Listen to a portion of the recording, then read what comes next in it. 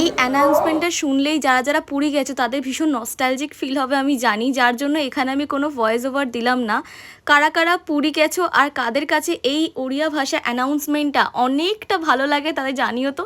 Because আমি ছোট থেকে তো পুরী আসি, তো আমার তো এই অ্যানাউন্সমেন্টটা শুনলেই এক্সাইটমেন্ট শুরু হয়ে যায় যে এই তো ফাইনালি পুরী এসে গেছি। তো তারপর আমরা ম্যাজিক গাড়ি করে নিই, যদিও আমাদের দুটো গাড়ি করতে হয়েছিল কারণ এতজন মানুষ এত লাগেজ একটা গাড়িতে কোনোভাবেই ধরতো না।